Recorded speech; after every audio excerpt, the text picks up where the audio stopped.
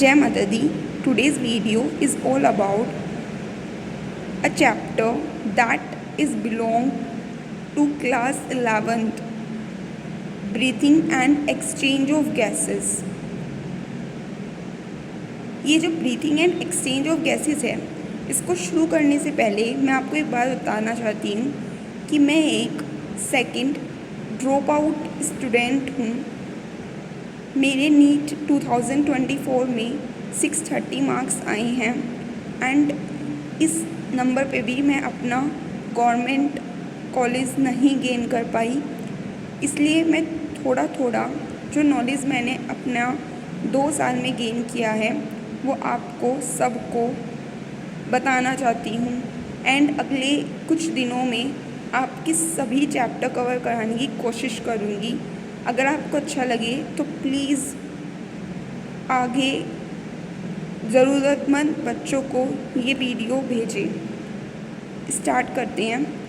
सबसे पहले इसने बोला, मैं आपको हिंदी में बताती हूँ फटाफट से समराइज्ड करके, कि इसने कहा कि ऑक्सीजन जो भी ऑर्गेनिज्म होते हैं इनडायरेक्टली यूज़ करते हैं बड़े बड़े मॉलिक्यूल्स को तोड़ने के लिए, जैसे ग्लूकोज हो गया, जिससे उन्हें एनर्जी मिल सके बहुत सारी एक्टिविटीज़ को करने के लिए। एंड जो CO2 होती है, इस काम पे कैटाबॉलिक रिएक्शन में CO2 रिलीज़ होती है, इतनी हार्मफुल आपकी गैस।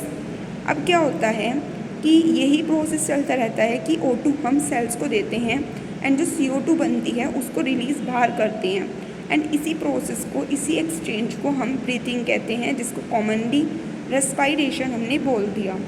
उसके बाद इसने कहा कि अगर आप अपनी चेस्ट पे हाथ रखते हो तो आपको फील होता है कि अप एंड डाउन कुछ हो रहा है, तो आपको पता है कि ब्रीथिंग की वजह से ये हो रहा है।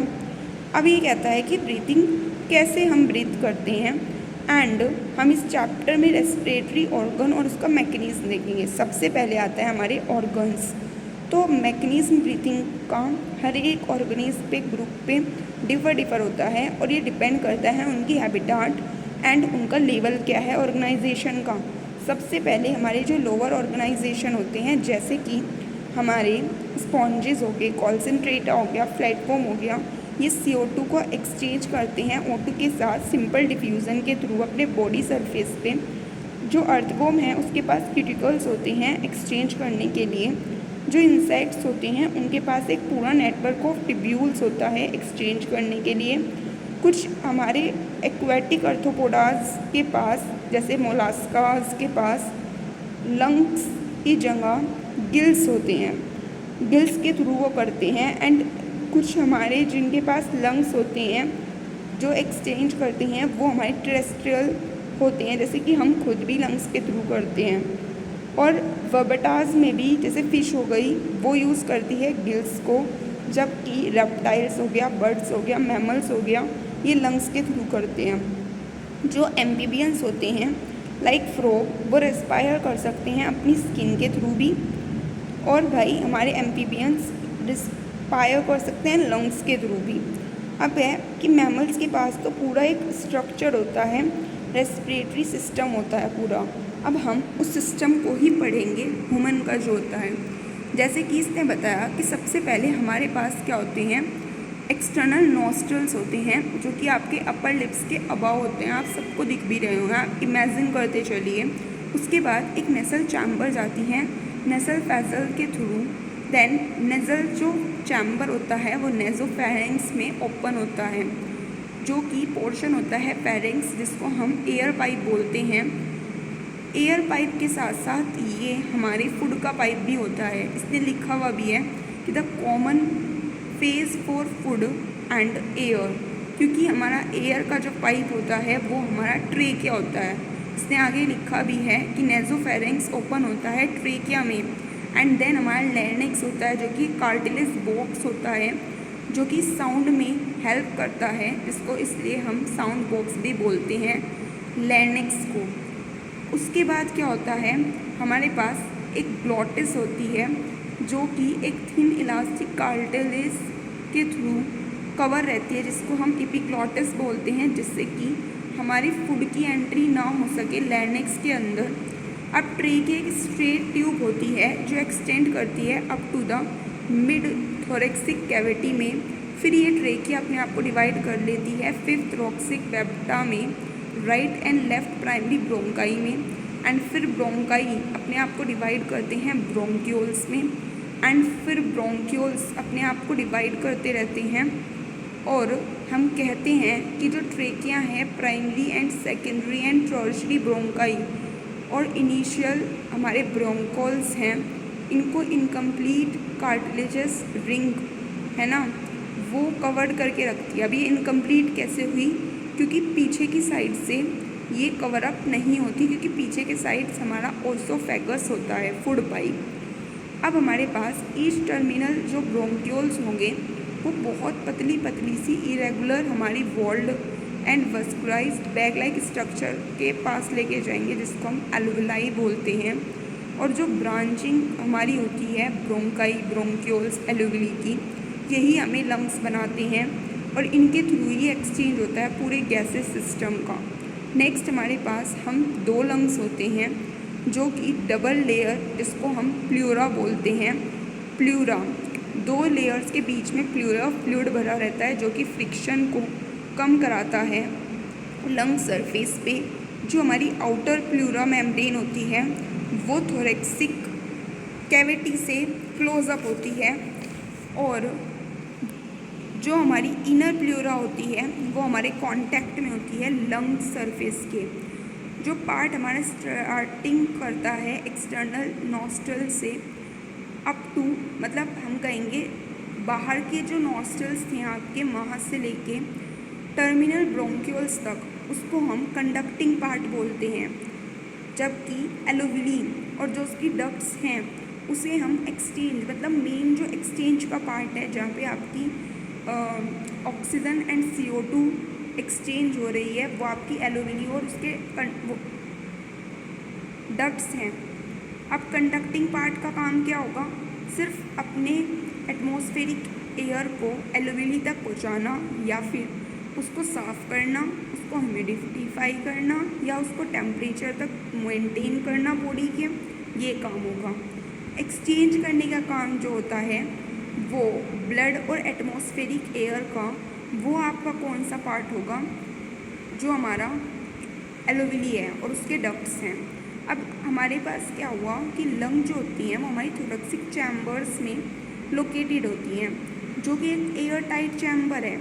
अब वो किस तरीके से बना ये चैम्बर कि वो डोर्सली, मतलब पीछे की साइड से वर्टेबल कॉलम से होगा, आगे की साइड से स्टर्नम होगा, लेटरली मतलब साइड वाइज से रिब्स होंगे, लोअर साइड से डोम शेप्ड आपका डायफ्राम होगा। इस तरीके का सेटअप हमें इसलिए करना पड़ा जिससे कि पूरी वॉल्यूम हमारी जो चेंज है अगर थोरेक्सिक कैविटी में होता है तो ये चेंज हमारे पल्मोनरी कैविटी, जिसको लंग कैविटी कहते हैं, उसमें भी हो। अब क्योंकि हम इंडायरेक्टली अपनी पल्मोनरी कैविटी का मतलब चेंज नहीं कर सकते थे, इसलिए हम इस तरीके से इस अरेंजमेंट को लगाते हैं। अब स्टेप्स देख लीजिए कुछ, जैसे कि ब्रीथिंग या फिर पल्मोनरी वेंटिलेशन जिसे कहते हैं, जिससे क्या होता है कि एटमॉस्फेरिक एयर अंदर जाती है। अब आप ये नहीं कहोगे कि ऑक्सीजन ही अंदर जा रही है, सब अंदर जाती है, लेकिन अमाउंट ऑक्सीजन का ज़्यादा होता है। एंड CO2 रिच जो हमारी एलोविली एयर होती है वो बाहर निकलती है। डिफ्यूज़न हो रहा है गैसेस का एल्वेलर मेम्ब्रेन पर, फिर ट्रांसपोर्ट हो रहा है गैसेस का ब्लड के थ्रू, फिर दोबारा से डिफ्यूज़न होगा ब्लड एंड टिश्यू के बीच में, एंड फिर यूटिलाइजेशन होता है फाइनली हमारे ऑक्सीजन का सेल के थ्रू, एंड जो CO2 है वो निकलेगी और फिर मतलब वहीं पे ही एटमॉस्फेरिक में बाहर जाएगी। अब है मैकेनिज्म ऑफ ब्रीथिंग। ब्रीथिंग के अंदर 2 स्टेप होते हैं। फर्स्ट हमारा इंस्पायरेशन, जिसको हम कह रहे हैं कि हम एयर को, एटमॉस्फेरिक एयर को अंदर ले रहे हैं। सेकेंड स्टेप होता है एक्सपायरेशन, जिसको हम कह रहे हैं कि हम बाहर रिलीज़ आउट कर रहे हैं एयर को। अब ये जो मूवमेंट होता है ना एयर का, अंदर जाना बाहर आना, ये एक प्रेशर ग्रेडियंट के थ्रू बनता है जो कि हमारे लंग्स एंड एटमॉस्फेयर में बनता है। आपने भी सुना होगा air high pressure to low pressure जाती है, यही यहाँ पर होगा कि इंस्पायरेशन के वक्त पे लंग्स के प्रेशर जो होता है वो कम होता है हमारे एटमॉस्फेरिक प्रेशर से। तो हम कहेंगे कि एक नेगेटिव प्रेशर लंग्स में बन रहा है with respect to atmospheric pressure. इसी तरीके से एक्सपायरेशन में क्या होगा, जो हमारा इंटरनल प्रेशर है पल्मोनरी का वो ज़्यादा होगा देन एटमॉस्फेरिक से।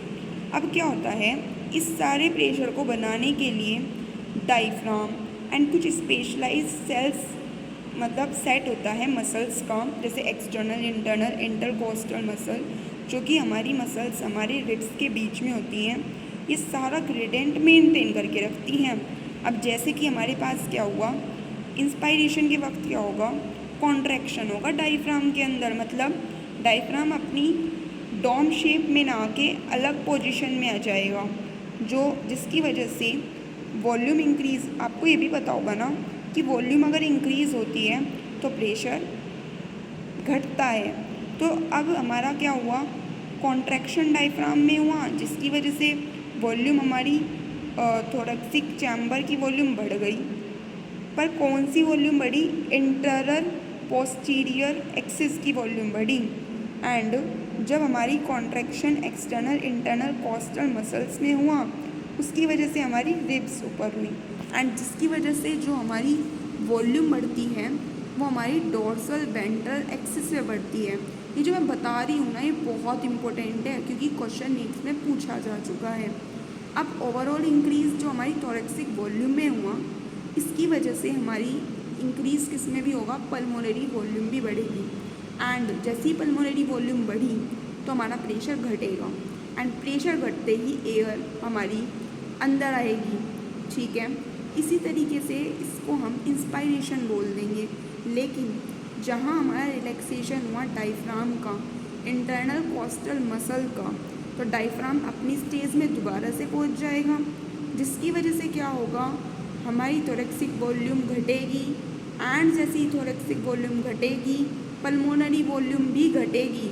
एंड जैसी ये घटी तो इंटरनल प्रेशर हमारा बढ़ा, एंड इंटरनल प्रेशर बढ़ा तो वो एक्सपायरेशन हुआ, मतलब अब बाहर निकलेगा। अब यही जो स्ट्रेंथ होती है, मतलब ये जो भी चीज़ चल रही है ये हमारी मसल्स की वजह से हो रही है। अब हम क्या कर सकते हैं ना, अपनी जो एक्सपायरेशन की एबिलिटी है, इंस्पायरेशन की एबिलिटी है, उसको थोड़ा बढ़ा सकते हैं कुछ एडिशनल मसल्स जो हमारी एब्डोमेन में होती हैं। अब क्या होता है, एक एवरेज जो बंदा होता है, एक हेल्थी बंदा, वो क्या करता है, 12 से 16 बार पर मिनट वो ये ब्रीथ का टाइम मतलब करता है, ब्रीथ करता है वो, मतलब इन आउट वो 12 से 16 टाइम करता है। एंड ये जो वॉल्यूम है एयर की, हम किससे नाप सकते हैं, स्पायरोमीटर की हेल्प से, जिसकी वजह से हमें मतलब अपने पल्मोनरी फंक्शंस के बारे में बहुत ज़्यादा कुछ पता चलेगा। ओके, ये डायग्राम भी दिखाया हुआ है कि ऊपर वाला डायग्राम आपके किसके लिए आया, ये आया आपके इंस्पायरेशन के, कि डायफ्राम कॉन्ट्रैक्ट होगा तो ये नीचे आएगा, है ना, डोम शेप थोड़ी ना रहेगा। और जब रिलैक्स पोजीशन पे हो जाएगा तो डायफ्राम ऊपर अपनी डोम शेप कर लेगा, ठीक है। नेक्स्ट है आपका कुछ वॉल्यूम्स पढ़ाते हैं हम, जैसे टाइडल वॉल्यूम। टाइडल वॉल्यूम वो वॉल्यूम होती है एयर की जो इंस्पायर और एक्सपायर हो रही है ड्यूरिंग एक नॉर्मल रेस्पिरेशन, मतलब आप एयर को ले रहे हो, छोड़ रहे हो नॉर्मली। और एक हेल्थी बंदा 500 ml ले सकता है। मतलब अगर हम पर मिनट बोले, एक बार में वो 500 ml लेगा, 1 मिनट में वो 12 से 16 टाइम करता है, तो मतलब 6000 से 8000 के बीच में आप मल्टीप्लाई कर सकते हो। 12 की मल्टीप्लाई 500 से करोगे तो आपको आराम से पता चल रहा होगा। फिर है इंस्पायरेटरी रिजर्व वॉल्यूम। इसका मतलब है एक एडिशनल आप मतलब वॉल्यूम ले रहे हो एयर की, मतलब फोर्सली इंस्पायरेशन जैसे कहते हैं ना, मतलब पूरी तेज़ इंस्पायरेशन करो, तो उस वजह से जो हो रहा है, जो कि 2500 से 3000 के बीच में होती है। एक्सपायरेटरी का मतलब हुआ आप फोर्सली बाहर निकाल रहे हो एयर को, एंड उसकी वजह से आपके 1000 से 1100 ml के बीच में आता है। नेक्स्ट आपका क्या है, सॉरी मतलब बीच बीच में आपको थोड़ा सा डिस्टर्बेंस हो रही होगी क्योंकि मेरे पास फुल सेटअप नहीं है, मैं सिर्फ थोड़ी सी हेल्प करना चाह रही हूँ इस वजह से। अब रेसिडुअल वॉल्यूम क्या होता है? रेसिडुअल वॉल्यूम का मतलब हुआ कि जो देखो आपने ना फोर्सली एक्सपायरेशन कर दिया, मतलब आप बहुत तेज़ी से बाहर एयर को फेंक रहे हो, पर थोड़ी सी एयर तब भी आपके लंग्स में रिमेन रह गई, उसको आप रेसिडुअल वॉल्यूम बोलोगे। रेसिडुअल मतलब बची हुई वॉल्यूम, जो कि 1100 से 1200 ml के बीच में होगी। अब हम इसी बेस पे कुछ कैपेसिटीज़ पढ़ते हैं, ये भी इम्पोर्टेंट होती है, जैसे कि इंस्पायरेटरी कैपेसिटी। इंस्पायरेटरी कैपेसिटी का मतलब हुआ एक टोटल वॉल्यूम ऑफ एयर जो कि एक पर्सन इंस्पायर करता है। मतलब देखो इसमें कुछ गड़बड़ है। इंस्पायरेटरी कैपेसिटी है मतलब वो इंस्पायर ही करेगा, लेकिन एक नॉर्मल एक्सपायरेशन के बाद जिसमें हमारी टीवी प्लस IR भी आएगी। नेक्स्ट है एक्सपायरेटरी कैपेसिटी, मतलब वो एक्सपायर तो करेगा, मतलब बाहर फेंकेगा एयर को, बट एक नॉर्मल इंस्पायरेशन के बाद फेंकेगा, ठीक है, जिसमें हमारी टीवी एंड ER भी आई। फंक्शनल रेसिडुअल कैपेसिटी का मतलब हुआ जो कि आपकी नॉर्मल है ना, रिमेन लंग्स में रह गई एंड नॉर्मल एक्सपायरेशन के बाद। भाई कंफ्यूज मत हो जाना, इसने अभी तक नॉर्मल वर्ड्स यूज़ किए हैं, ठीक है, फोर्सली नहीं यूज़ किए हैं। तो इसमें आपकी ER भी एंड R भी आ गई। विटल कैपेसिटी क्या हुई? विटल मतलब फोर्सली इंस्पायरेशन या फिर फोर्सली एक्सपायरेशन के बाद वो मैक्सिमम कितनी ब्रीथ कर सकता है, ठीक है ना, तो इसको कहते हैं हम वाइटल कैपेसिटी। जैसे ER भी, TV, IR भी, इसमें सब आ गया। एंड टोटल लंग कैपेसिटी मतलब उसके लंग्स में एक फोर्सली इंस्पायरेशन के बाद टोटल कितना वॉल्यूम बचा।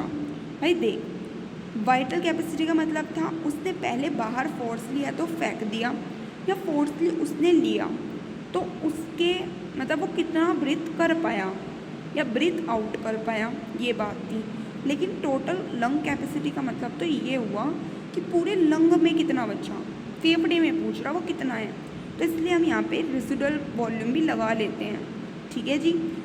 सिर्फ 2 ही कैपेसिटी ऐसी आई जहाँ पे आपने फोर्स की बात की, वरना 3 कैपेसिटी में नॉर्मल बातें चल रही थी, ठीक है जी। अब आया एक्सचेंज ऑफ गैसेस। आप गैसेस को एक्सचेंज कैसे कर रहे हो? भाई आपको पता है कि एलोवेली एक प्राइमरी साइट है जहाँ पे एक्सचेंजेस हो रहे हैं गैसेस के, और ये एक्सचेंजेस कैसे होंगे? जब प्रेशर्स आपके डिफ़र होंगे, है ना, मतलब अगर मेरे ऐसे ही तो होंगे ना, अगर मेरा ऑक्सीजन का प्रेशर मेरे एलोवेली में ज़्यादा है एंड मेरे ब्लड की जो कैपिलरी वहाँ पे छिपी हुई है उसमें कम है, तो भाई ये बताओ कि ऑक्सीजन कहाँ से चलेगी, मतलब हवा कहाँ से कहाँ जाएगी? From higher pressure to lower, और ब्लड में CO2 का ज़्यादा था, इस तरीके से यहाँ पे कुछ चलने वाला है। तो आप इस टेबल के आधार पे सोच सकते हो कि जैसे एटमॉस्फेरिक एयर में प्रेशर कितना था, 159 था, एलोवेली में ऑक्सीजन का था 104, ठीक है, एंड डीऑक्सीनेटेड ब्लड में था 40 सिर्फ ऑक्सीजन का, और वहाँ पर हमारा डीऑक्सीनेटेड ही ब्लड आएगा, और है ना, समझ रहे हो ना आप, इस तरीके से एक्सचेंजेस होंगे वहाँ पे। देखिए इस डायग्राम को चाहे समझने की कोशिश कीजिए। आपकी क्या है, आपने यहाँ से क्या किया, इंस्पायर कर रहे हो, एक्सपायर कर रहे हो, ये एलोवेली है आपकी, ठीक है जी। इसके चारों तरफ ना कैपिलरी भी, मतलब कैपिलरीज वेन जिसको आप बोलते हो, कैपिलरी क्या होता है, एक झुंड होता है जो कि मतलब जहाँ पे आपकी आर्टरी वेन सब कुछ मिली हुई हैं, ठीक है जी। अब क्या होगा कि भाई हमारे पास एलोवेली के अंदर प्रेशर ज़्यादा था ऑक्सीजन का, CO2 का कम था, जबकि कैपिलरी में उल्टा काम था, कैपिलरी में CO2 का क्या था, ज़्यादा था एंड O2 का क्या था, कम था। तो हायर टू लोअर जाएगी ये, मतलब O2 यहाँ जाएगी एंड CO2 यहाँ चली जाएगी, CO2 तो बाहर निकल गई एंड O2 अंदर भाग गया आपकी, ठीक है। अब ये पूरा का पूरा सिस्टम चल रहा है, आपका हार्ट आ गया यहाँ पे, ये हार्ट आ गया, फिर हार्ट वहाँ से वहाँ, वहाँ से वहाँ। वेन पर्टिकुलरली कहते हैं कि वेन के अंदर क्या होता है, CO2 का कंसंट्रेशन ज़्यादा देखने को मिलता है एंड O2 का कम देखने को मिलता है वेन के अंदर। पर कुछ आपको बाद में पता भी चलेगा, कुछ ऐसी वेन्स भी होती हैं जहाँ पे उल्टा होने वाला है कि मतलब वहाँ पे ना O2 ज़्यादा, मतलब वो O2 को ट्रांसफ़र करेंगी ना कि CO2 को। आपको पता चलेगा, अभी 2 मिनट रुक जाओ, वो पल्मोनरी है जो कि मैं आपको दिखा भी रही हूँ, ठीक है। अच्छा, तो यहाँ पे सिर्फ यही बातें बताई हुई हैं। एक और बात बता दूँ, यहाँ पे एक बात छूट गई मेरी कि भाई प्रेशर से तो है ही कि प्रेशर से एक्सचेंज का कुछ पता चल रहा, इसी तरीके से ना सोल्यूबिलिटी भी थोड़ा सा करती है, सोल्यूबिलिटी भी थोड़ा सा डिपेंड करती है। और आपको पता CO2 की सोल्यूबिलिटी 20 से 25 टाइम ज़्यादा है देन O2 से, ठीक है। बट प्रेशर तो भाई हमारे CO2 का ज़्यादा हो रहा ना। देखो इसने लिखा partial pressure is much higher compare to that of O2, ठीक है। वो कहाँ पे हुआ, CO2 का मतलब अलग अलग डिफरेंट जगह पे पता चलेगा ये बात आपको। तो अब क्या करना है, डिफ्यूज़न मेम्ब्रेन को देखो कि डिफ्यूज़न मेम्ब्रेन आपकी जो एलुविनी की है वो 3 लेयर की बनी हुई है। सबसे पहले स्क्वेमस एपिथेलियम है, फिर एंडोथेलियम है, एलुविनी कैपिलरीज हैं, फिर बेसमेंट जो कि बीच में है। याद रखियो, सबसे बाहर है स्क्वेमस, बीच में आपका बेसमेंट है, फिर आपकी है एंडोथेलियम। एंड ये बहुत ही कम मिलीमीटर की ये मेम्ब्रेन्स हैं, ठीक है, भले ही 3 हैं। तो भाई तुम बस ये याद रखो कि जो भी फैक्टर्स हैं ये प्रेशर वाला, सॉल्युबिलिटी वाला, ये फेवरेबल हैं किसके लिए कि भाई हमारा O2 एलुविली से टिश्यू में जाए, मतलब वही कैपिलरीज के थ्रू जाए, एंड टिश्यू से ब्लड में जाए, मतलब टिश्यू से ब्लड में जाएगा, फिर ब्लड वहाँ से एलुविनी में पहुँचाएगा, वही सिस्टम, ठीक है। अब देखिए ट्रांसपोर्ट ऑफ गैसेस। अब गैसेस का ट्रांसपोर्ट कैसे हो रहा है भाई, आपको एक बात बता दूं, ब्लड ना एक मेन ट्रांसपोर्ट होता है O2 एंड CO2 को पूरे के पूरे आपकी बॉडी में फैलाने का।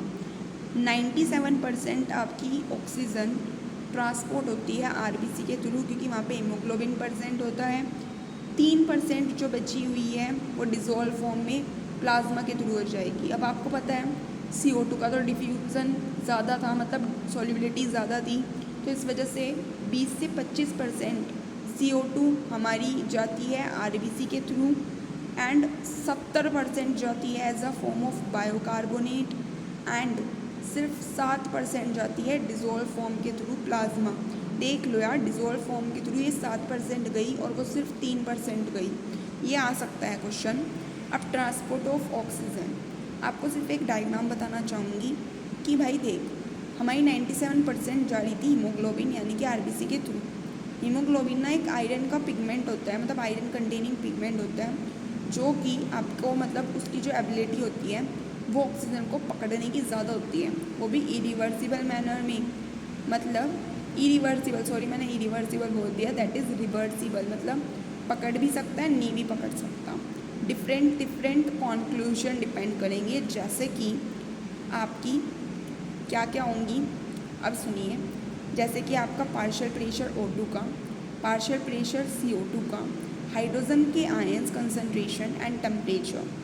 अब फेवरेबल कंडीशंस क्या होगी कि हीमोग्लोबिन O2 से बाइंड करें, जैसे कि अगर मेरा O2 का पार्शियल प्रेशर हाई हुआ, मेरा लो हुआ CO2 का प्रेशर, मेरा लो हुआ H का कंसंट्रेशन, मेरा लो हुआ टेम्परेचर, तो भाई ये सारी कंडीशन फेवरेबल होगी कि ऑक्सीमोग्लोबिन बना दे, ठीक है।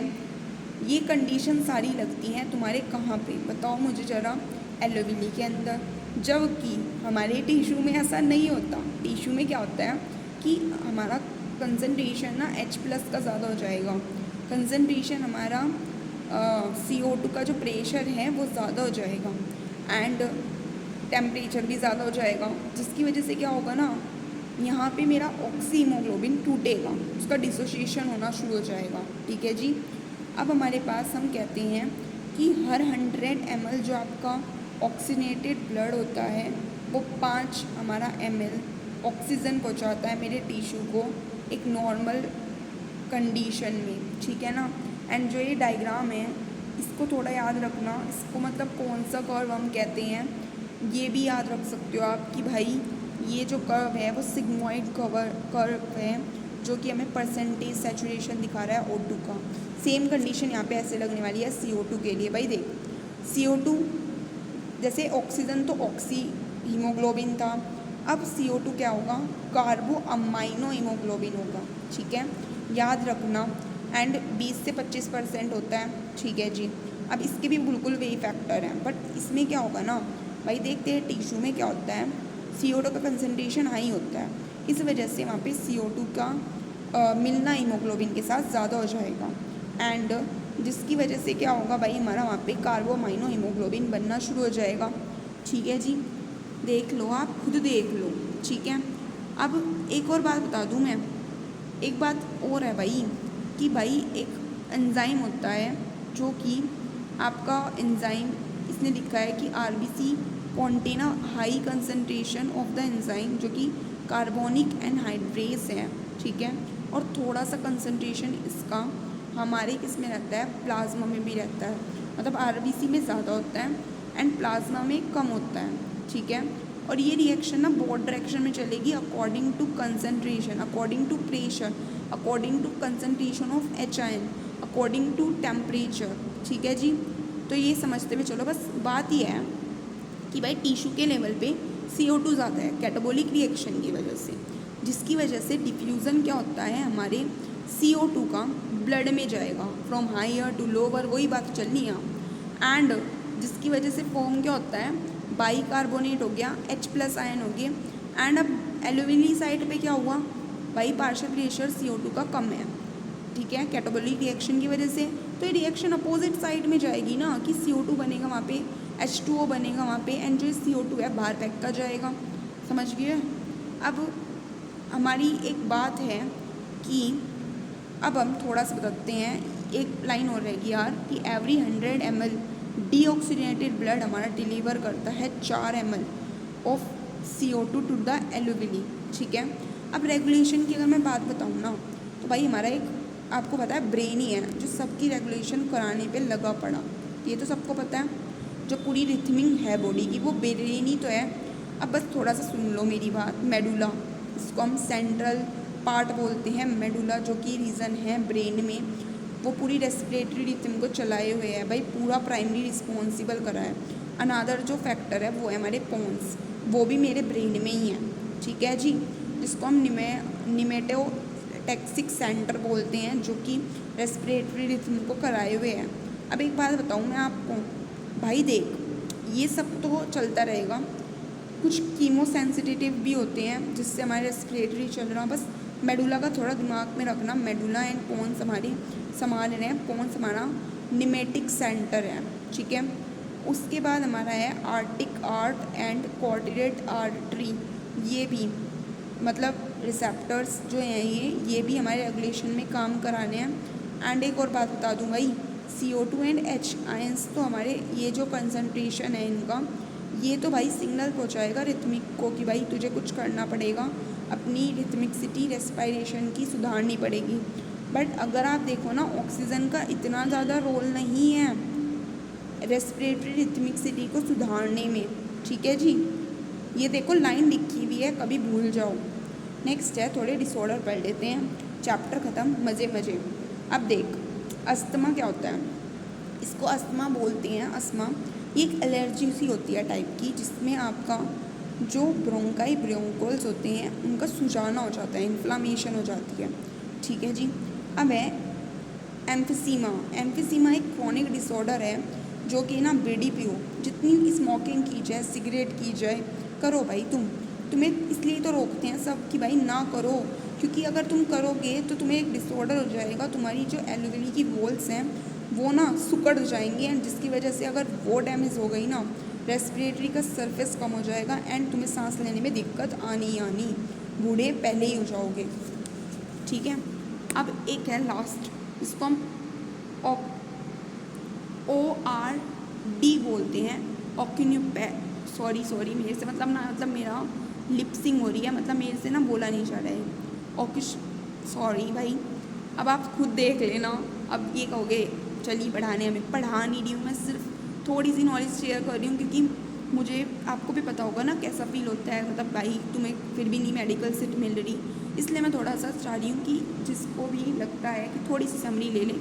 इसलिए ORD का मतलब हो गया कि भाई तुम ना ऐसी जगह काम कर रहे हो जहाँ की बहुत ज़्यादा डस्ट है, स्टोन का काम है, एंड तुम्हारे नोज़ के थ्रू चला गया हो, है ना डस्टिंग, एंड तुम्हारे अंदर जाके ना उसने तबाह मचाई हुई है, जिसकी वजह से तुम्हें ना तुम्हारे फिब्रोसिस हो गया, इन्फ्लामेशन हो गया, तो बहुत बुरा हाल हो जाता है। इसलिए कहते हैं ऐसी जगहों पे मास्क लगा के काम करना चाहिए, जिससे तुम्हें भाई अंदर का ना मतलब नुकसान हो, है ना। टीचर्स के लिए भी अब आ गया कि भाई वो ना चौक से काम ना करें ज़्यादा से ज़्यादा, क्योंकि डस्टिंग अगर उनके गई ना फेफड़ों में भाई उनकी हालत ख़राब होनी ही होनी।